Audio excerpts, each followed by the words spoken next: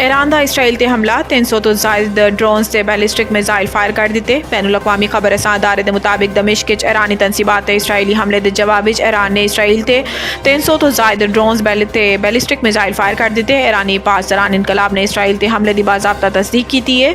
दूसरी जानिब इसराइल फौज ने ईरान तो बराह रास्त हमले की तस्दीक कर दी थी। दर्जनों ड्रोन से बैलिस्टिक मिसाइल ईरान तो रवाना हुए तो इसराइल लिए अपना रास्ता बनाया। मीडिया रिपोर्ट के मुताबिक ईरान ने पड़ोसी मुमालिक को भी खबरदार कर दिता कि अगर इसराइल ते दागे गए ड्रोन से मिसाइलों रोका गया तो इन्हें तभी निशाना बनावेंगे। तर्जुमान जहनी फौज के मुताबिक ईरान ने इसराइल की सरजमीन की तरफ बगैर पायलट के त्यारे रवाना किए। ताहम त्यारां इसराइल तक पहुंचने लिए कई घंटे लगेंगे। इन्होंने कहा है कि कई शहरों च एमरजेंसी लगा दी गई। ताहम कोशिश करेंगे कि ड्रोन से मिसाइलों इसराइल की सरजमीन तक पहुंचाने तो रोका जाए।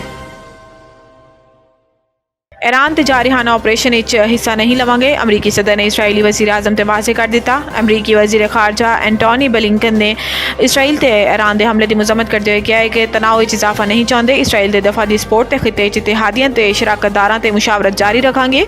इसराइल ते ईरानी हमले तो बाद अमरीकी वज़ीर दिफा लॉयड ऑस्टिन ने इसराइल हमनसब तो टेलीफोनिक रबता करके इसराइल ईरान ते किसी भी जवाबी कार्रवाई तो पहले आसान दसो।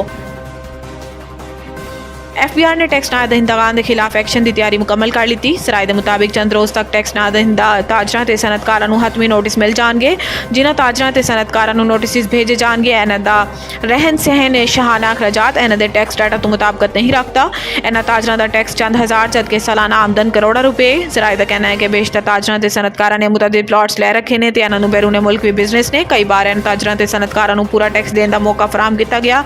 जराए का दसना है कि लाहौर की अकबरी मंडी शाह आलम मार्केट आजम क्लॉथ अनारकली ते लिबर्टी के ताजरां की फहरिस्त तैयार कर ली गई है। जबकि Mall Road Gulberg Ferozepur Road Model Town ते दीगर इलाकों के ताजरां की फहरिस्तां भी तैयार की ने। पंजाब ते बलोचिस्तान गरज चमक के नाल बारिश आसमानी बिजली गिरन तो 25 अफराद जां बहक। जनूबी पंजाब ते बलोचिस्तान गरज चमक के नाल बारिशां हुईयां ते इस दौरान आसमानी बिजली गिरन तो 25 अफराद जान दी बाजी हार गए। शदीद बारिशों के दौरान आसमानी बिजली तो जनूबी पंजाब तो 17 ते बलोचिस्तान के मुख्तलिफ इलाकों तो 8 अमवात हुईयां। रहीम यार खानी 7 जबकि बहावल नगर बहावलपुर ते लोधरा आसमानी बिजली तो 3 ते मुजफ्फरगढ़ 1 हलाकत हुई।